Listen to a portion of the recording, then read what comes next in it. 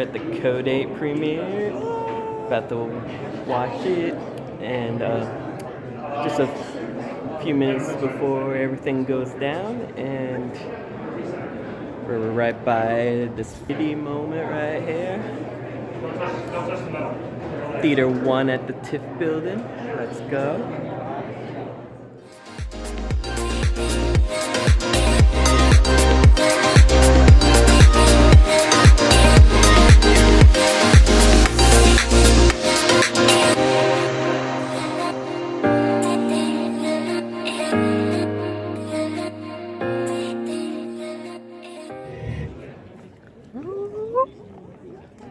Whoop whoop!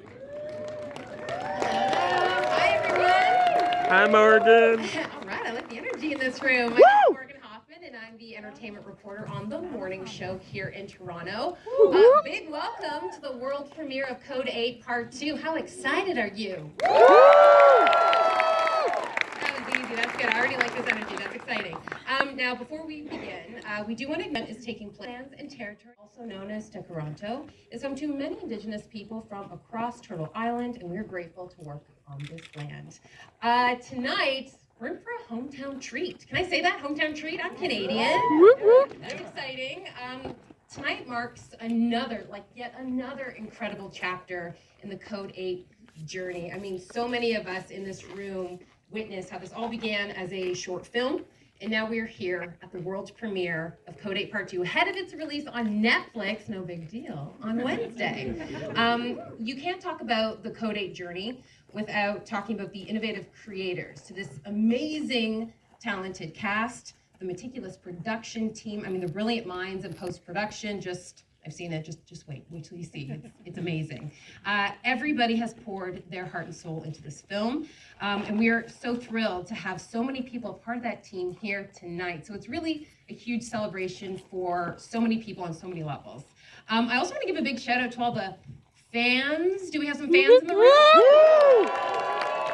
You guys know what you did. You have been a part of Code 8 for so many years, and so much of this has happened because of you, so that's very exciting. Now, without further ado, I do want to bring out three people who've been a part of this journey from the beginning. So please, because the energy is so good in this room, give a warm welcome to director Jeff Chan, as well as producers and the stars of tonight's film, Robbie Amell and Stephen Amell.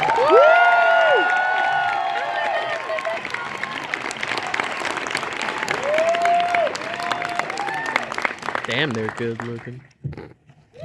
Hi. Hello. We made it. This is very cool. Very, very, very cool. Wow. Jeff has some notes written down, so we're just going to let him talk because he normally makes us do the talking. Yeah. I tried to pawn some of this off on them, and they said no. That's messed up. But I'll do it all. It's fine. I'll do it all. Okay. First of all, amazing seeing you all tonight. You look amazing. Give yourself a hand. Woo! Likewise. Thank you. I'm gonna keep this short and try not to name any names, because if I did, we'd be here for hours trying to name all the incredible people who have made this film possible. But first, I want to start by thanking Netflix. They are the reason the world discovered our little indie movie the first time around, and they've really been a dream partner for Code 8 Part 2. We specifically want to thank the PR team at Netflix Canada, who have really been, and the marketing team at Netflix for this incredible event, for throwing this tonight, which has been amazing. So, you guys have the red carpet. Let's give them a hand. Thank you. Thank you so much. We want to thank the team at XYZ for believing in our short film and helping us get to 2 feature films. And a very special thanks to the team at Copperheart for joining in with us on Code 8 Part 2. This was by far the most ambitious film we've ever made, and having them in our corner made all of these leaps possible. And finally, to the incredible team at Play 5 VFX, present and past, without which their creativity, brilliance, and sacrifice, Code 8 would simply not exist.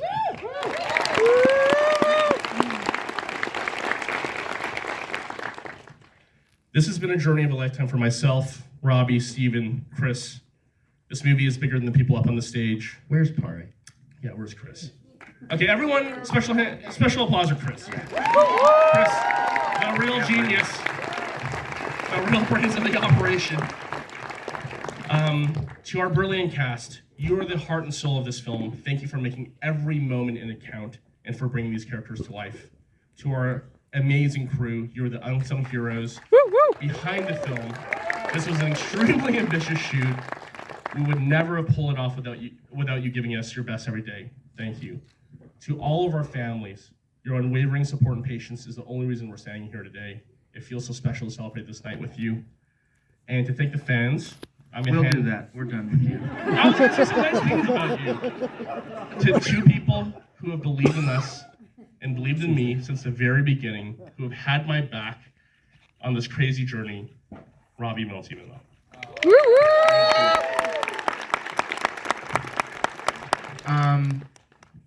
To Jeff and to Chris, these guys are the brains behind Code 8. They write the scripts, they create the world that we love, and Steven and I are very lucky that they are very good at writing for our voice. They make our job very, very easily. I will put my career in your hands over and over again, and I really appreciate everything that you guys do. You guys live and breathe this for years at a time. We get to come in and have some fun. So thank you. One more very important group of people to thank. Yeah, it's impossible to think about this movie without thinking about the short film and the first movie and the Indiegogo campaign. No, it's not. No, Played it off. everything's Played it fine. Listen, I would bet right now, if you contributed to this campaign, raise your hand. Okay, that's amazing. We want to thank you guys. We want to thank our families. We want to thank the fact that this is in our hometown, which is incredibly cool. But as much as the first movie was for you guys, this movie is too. So please enjoy. Yeah. It is not lost on us how lucky we are to be here. So thank you very much.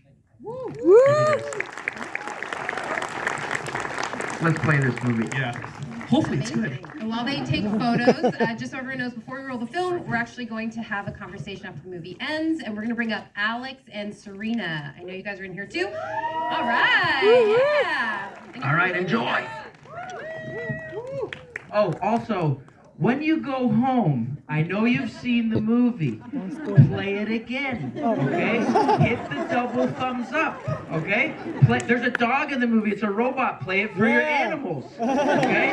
Robot dog. Tell your friends. Tell your family. We want to make a third one. Thank you. Talk to them. I know you guys want to hear from them as well. So let's first start with Jeff. Big round of applause. Let's get Robbie out here. Let's get Steven. Now run by Serena and Alex. You're good. Take a seat, everyone. At the end, we want to take a selfie if you guys are cool with it. The view from here is very, very cool. So I'm sure you heard everybody clapping. Everybody seems very, very happy with this film. Jeff, how are you feeling? Relieved. Do you feel relieved? Were you nervous? Someone once told me that the only real emotion in this business is relief. And I would say like that's that. true. Yeah. Now, do you guys get nervous too before a film, or were you feeling good? Pretty good. Yeah? It's excitement. It's been a long time. I'm super proud of the movie, and I was excited for people to see it, but Yeah. excitement and fear are very similar. I love that. Alex, the villain. Maybe you do it. Thank you. Thank you. Hear that, Mom? Yeah. Serena, how are you feeling? Scared? I mean, what a force. Wow. All right, so let's get into this. I know that you filmed this a couple of years ago now, right? So Robbie, what was it like getting everybody back together on set and to really kind of bring Part 2 to life? Steve and I had a full press day today, and one of the interesting questions was similar to that. And the movie was bigger, we had more money, but it's all on screen. The on-set day-to-day is the same as the short film, Part 1, Part 2. Everybody there is so invested and take such ownership of the movie and pride in the movie. It's a really special place to work, and we're just so lucky. Like day one feels like you never left. Yeah, that feels awesome. Stephen, I know you talked a little bit about this, but the journey really is something quite unique, from this being a short film to then the Indiegogo campaign to this being the second largest crowdfunded film of all time. I mean, it's just wild to now being here at the premiere. You know, you were on the morning show, and I remember you saying, like, this is just really cool to be here in Toronto. I mean, how do you even describe this journey? Well, when anyone ever asks me about getting into the industry, the first thing that I always say to them is there's no excuse not to make your own content. And the completion of that thought is tonight, because Robbie and Jeff got together. They put in money for a short film that they didn't know what it was about. They came to me for help when they knew that they had put in money but still didn't know what it was about. And then we seized upon a particular period of time, and we were able to raise so much money, and then get help from Telefilm and get help from some private backers. And then again, timing. For Netflix to see this movie, for it to hit during the beginning of the pandemic, and aside from Tiger King, go basically #1 everywhere in the world. I mean, but to right now, but this really is. There's no excuse not to make your own content, because you might end up with a night like tonight. So cool. Very cool, very cool. Jeff, is it true that Robbie trusts you more than he trusts himself? No. Yeah. I feel like he does. I feel like it's the truth. What's that dynamic like? Why do you two work so well together? I mean, it's interesting. Like we were friends for a really long time before we worked together. I first went to LA, and Robbie and Natalia kind of adopted me, and brought me in and introduced me to a great group of people that also all happened to be Canadian. I met Stephen the same night, and it really was kind of like the meeting that changed my life, and ever since then it's just been such a great friendship with Rob, with Steve, and making these movies together has kind of been like a result of that. Oh, that's amazing. Alex, what was it like for you? Because you were in Code 8. Yeah. And then all of a sudden you have this huge role in this film, and you're the bad guy. How fun is that? It was lots of fun. Going through the audition process was its own thing, and then Jeff gives me a call and says, "Hey, let's make a movie together." So I'm there celebrating, and directly after that, he goes, "Hey, listen, Stephen is bringing a whole other level of intensity to this, so you gotta really show up." So then the nerves hit right away. I can't even celebrate right now, man. I gotta go against this guy. But you did show up, and you absolutely crushed it. The living room night scene. I mean, we all saw it. So good. And speaking of crushing it, Serena, I'm sorry, you were so good in this movie. What was it like, be honest, being on set with all these guys? It was so good. It was so nice. It just, I don't know. It just felt like it belonged. Like, it just made sense. It just all made sense. And I don't know, it just never felt different or weird. When I came on set, I loved every moment and every second of it. And rewatching it is like crazy, and it's insane. And working with such talented people, yeah, it was cool. That's amazing. It was a Canada-wide search for Serena, and she was just so real and grounded. And we all, Jeff, Stephen, and I, and Chris, we spoke about how if we don't have a great Pav, you're in a lot of trouble. I mean, that opening 15 minutes, if you don't care about Pav or about Serena and Sammy, you're in a ton of trouble. And she was so good. She really carries the opening of the movie, and we were just so lucky to find her. Super lucky. Absolutely. Serena, what's your favorite thing about playing Pav? What do you like about that character? Oh, that's so hard. Because, Oh, sorry, I was trying to do that. I don't know. There's just like everything. Like, I love everything about her.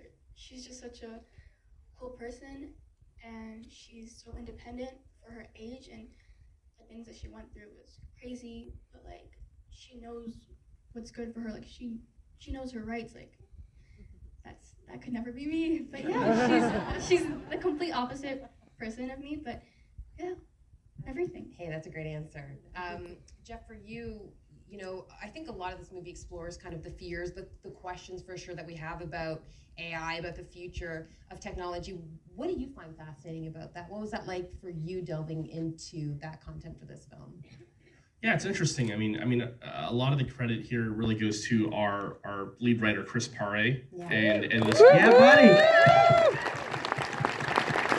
really the smarter of the two of us. And me and Chris, we've always wanted this film to feel like it was set 5 minutes in the future. Yeah. And as we were writing this film, we saw her robot dogs roaming around Brooklyn and actually doing kind of what was happening in the movie. And we're like, are we a little too late? But it's interesting. I mean, I think, robotic technology and obviously with what's happened in the last year in artificial intelligence, you're going to see more of this type of technology in institutional kind of parts of our society. So, for our movie, we always want to explore those ideas, but really do it through a very kind of intimate point of view. We never want to lose sight of kind of how this would affect, someone and a person. I think Pat's character was just a great point of view to kind of explore that story in. Yeah, I couldn't agree more. I love that. I know for us, and I could hear people giggling, especially with the scenes between Garrett and Connor. I mean, the fact that you guys are family, but we get a kick out of that. But you guys are really good together in this movie. What's it like for you playing those tense scenes? It's fun for us. The diner scene is our favorite scene. And Jeff comes to us, he's like, we were supposed to have 2 days for this scene, we only have 1 day for this scene, I'm sorry. And Steve and I were like, We need 4 hours. We're good to go, Jeff. this is so Let's well go. written. We're gonna Full have sound, so buddy. much fun with this. And it really turned out to be, I love watching that scene. I love watching Steve. I love the arrogance and the how he said, I'm like, you son of a bitch. There's no acting. Say arrogant, say self-assured. I read, Robbie, that you said you think Steven was born to play the anti-hero.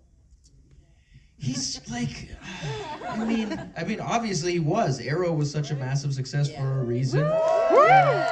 And he's so great in this. He's just, he's a guy you love and love to hate. And Steve, it's always struck me as, it's really interesting when he says, to him, he's the hero of the story. And at times you're like, Garrett really believes that. Yeah. You have to play it like you're the hero of the story. But I also think that last time when I take the dog from you, that's like, come on, man. Yeah, that's true. A little bit. You are the hero at the end.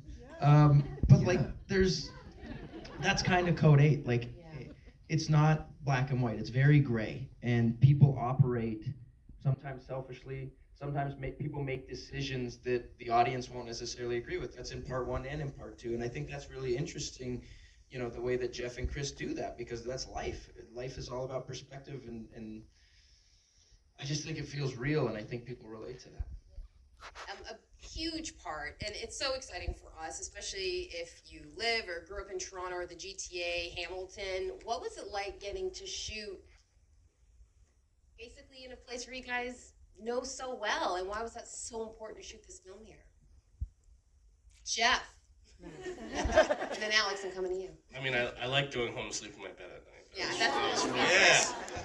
But I think the real answer is, I've been living in Toronto for many years. Went to film school here. People that I've been working with for 10 years are the same people that I've made this movie with. The crew was all local, all Canadian, and in my opinion, the best crew in the world. And they had our backs every single day. Yeah. So the best part of this was really working with friends and the crew that we did the first movie with too. Yeah. Alex, how about you? What was it like shooting around the city? Going home. I second that. I'm that guy that has the one wheel, and I would take that to work every day, and I would just take it back. I'm the annoying one-wheel guy. Sorry, We didn't know that. As producers, I'd have been like, what? Why is he doing this? Get him a car. Knock that shit If he off. hurts himself, we're in huge trouble. Get off the one wheel. Give him 4 wheels. And a driver. You done venting? Now that you've seen the movie, Alex, is there a scene either you're in or that you saw that really impacted you? One of your favorite scenes in this movie? It's when we had to film the scene where you find out King has powers. Yeah. I remember after the first take, Steven was like, so, what was that like? It's really weird. You're holding like this jello that's not there, and you're trying to make it happen. It's an odd situation. I was just thinking, just jiggle it. Just jiggle it. I never thought of it as Jello. That's really funny. That was my motivation. You are Robbie- spilling our secrets over here, my friend. Well, now I want to know what Robbie's motivation was, because those slow-mo scenes, I mean, those were good. I honestly, I just talked to our visual effects team beforehand, and I'm like, how cool are you gonna make this? And I know that they have my back because we've been working together for so long, and everyone at Play Fight is so damn talented. Honestly, they are the backbone of the movie, and I never have any doubts about how cool it's gonna look. So I just go, cool, lucky me. Yeah. Mela, cool. Serena, do you have a scene that really stands out to you that you love to shoot, or something that you saw in the movie that was a standout for you? I think I really liked the scene where Pavani has the dry wafers. Oh. I just found that really funny. But honestly, it's gonna sound so like, but all of them, I don't know. Every scene was so good, and obviously the people made it really good, and the writing, everything was so good. I just can't pick You one. have to forgive Serena for a second here. She just saw the movie for the first time. No, it's wild. Okay, Jeff. Next time, maybe, a little something. All right. I'll make sure that happens. I like Red Eye Pavani at the end, controlling Yeah. the So Badass. good, so commanding. So with this done, how much would you love to do another one? I'm ready. Let's do it. Yeah. Do it. Chris, cancel your plans next week. We're back in it.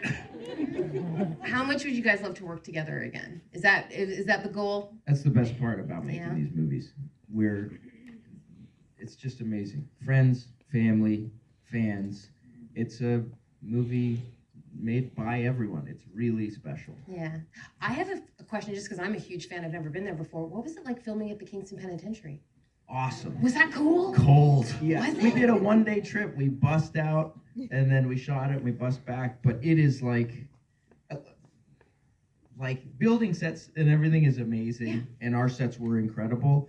And then you go and stand at a prison and you're like, oh my God, this is enormous. And it's totally shut down. We wanted to walk around and like, you can't do that. You're not. I actually got a tour. You got a tour. Because I went there earlier. Off limits. Yeah, we got a Off hours. off hours. It was. You did it the was ghost something tour, else. did you? It was kind of a ghost. I mean, you could feel the ghosts, but yes, it was really incredible. And we didn't even have a chance to scout it. We just showed up and shot that scene. It was with the last scene we shot. It was the last scene of the movie. scene? Yeah, no, it was a movie. Wow, just seeing the walls. It's It just was huge. massive. Yeah. That's very exciting. Listen, you guys, I loved the first one. This one felt so good. I loved this one so much. There was great action. There was emotion to it. What would you like to say to everybody here in this room as we wrap up? I hope you liked your movie. Every single person in this theater is the reason why we were able to do this. And from the bottom of our hearts, thank you so much. Thank you so much.